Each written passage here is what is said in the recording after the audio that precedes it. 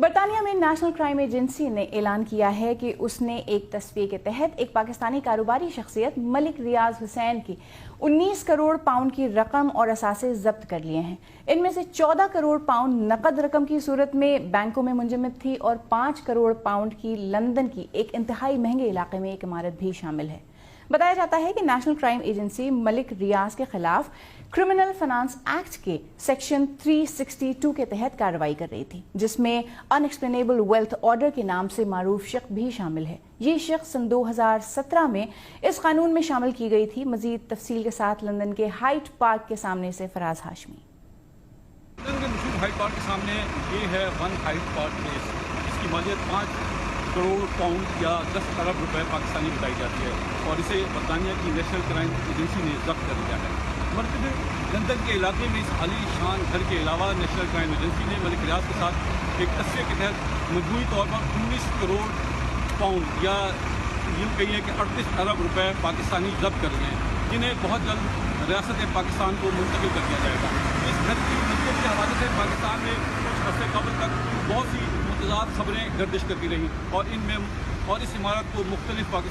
پاکستان کی مختلف سیاسی شخصیات سے جوڑا جاتا رہا۔ ملک ریاض کے خلاف یہ تحقیقات برطانیہ کی نیشنل کرائم ایجنسی کے انٹرنیشنل کرائم یونٹ نے کی ہے۔ نیشنل کرائم ایجنسی کے ایک بیان کے مطابق ملک ریاض اور ان کا خاندان یہ رقم ایک تصفیے کے تحت دینے پر متفق ہوا ہے۔ یاد رہے کہ ملک ریاض اس سال مارچ میں پاکستان کی سپریم کورٹ کے سامنے کراچی بحریہ ٹاؤن کی زمین کی خرید و فروخت کے ایک مقدمے میں 450 ارب روپے ادا کرنے پر رضامند ہو گئے تھے۔ برطانیہ کی نیشنل کرائم ایجنسی کا انٹرنیشنل کرائم یونٹ خصوصی طور پر منی لانڈرنگ کے ان کیسز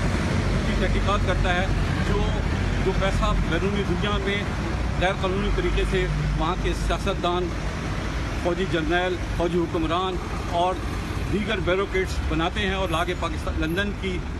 پراپرٹی میں انویسٹ کرتے ہیں، کمپنیز بنا کے ان کی تحقیقات کرتا ہے، اور یہ ادارہ بڑے مؤثر طریقے سے کام کر رہا ہے۔ فراز Hashmi, BBC news, London.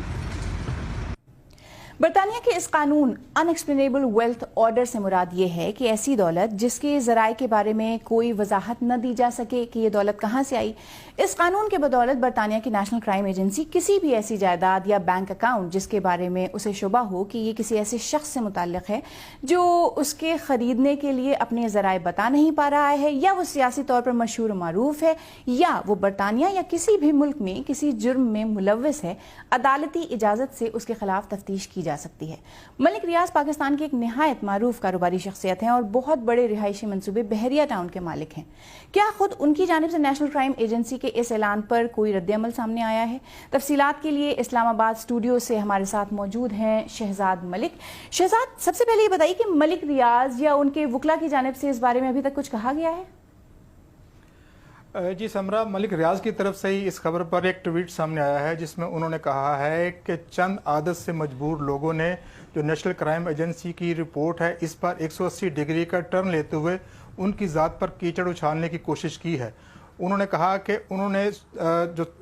Karachi بحریہ ٹاؤن کا معاملہ ختم کرنے کے لیے سپریم کورٹ کو جو 19 کروڑ پاؤنڈ ادا کرنے تھے اس کی ادائیگی کے لیے انہوں نے برطانیہ میں جو ظاہر شدہ اور قانونی جائیداد ہے اس کو فروخت کیا ہے۔ اس کے علاوہ انہوں نے اپنی ٹویٹ میں یہ بھی کہا ہے کہ NCA نے اپنی جو پریس ریلیز ہے اس میں اس بات کو تسلیم کیا ہے کہ یہ دیوانی نوعیت کا معاملہ ہے، اور اس میں یہ کہیں بھی نہیں کہا گیا یا اس سے ظاہر نہیں ہوتا یہ کوئی جرم جو ہے وہ ثابت ہو گیا ہے۔ اپنی ٹویٹ میں ملک ریاض نے مزید کہا ہے کہ وہ پاکستانی ہے اور مرتے دم تک وہ پاکستانی رہنا ہی پسند کریں گے۔ جی اچھا، جس طرح پاکستان میں اس وقت کرپشن ایک بڑا انتخابی موضوع رہا، خود وزیر اعظم عمران خان اس بارے میں کافی سرگرم رہے ہیں، تو اس وقت تو پاکستان میں میڈیا سمیت سبھی جگہ یہ ایک بہت بڑا موضوع بحث ہوگا۔ بالکل ایسا نہیں ہے جی، پاکستانی میڈیا پر تو اس کا ذکر کہیں بھی نہیں آ رہا، البتہ مقامی اخبار ہے ڈان، اس کی ویب سائٹ پہ اس کا ذکر ضرور ہے، باقی میڈیا چینلز پر تو اس کا کہیں بھی ذکر نہیں ہے۔ عمومی طور پر شام 6 بجے کے بعد ٹاک شو شروع ہو جاتے ہیں، لیکن ابھی تک کم از کم اس وقت تک ایسا کوئی ٹاک شو میری نظر سے نہیں گزرا یا میں نے نہیں دیکھا جس میں اس معاملے کو زیر بحث لایا گیا ہو۔ ویسے اخبارات کل شائع ہوں گے اور اس کے بارے میں کہنا قبل از وقت ہے، لیکن پاکستان کے جو ٹی وی چینلز ہیں اس پر جو اشتہارات ہیں بحریہ ٹاؤن کے وہ روزانہ کی بنیاد پر چلتے ہیں۔ شہزاد صاحب، بہت شکریہ تفصیلات کے لیے۔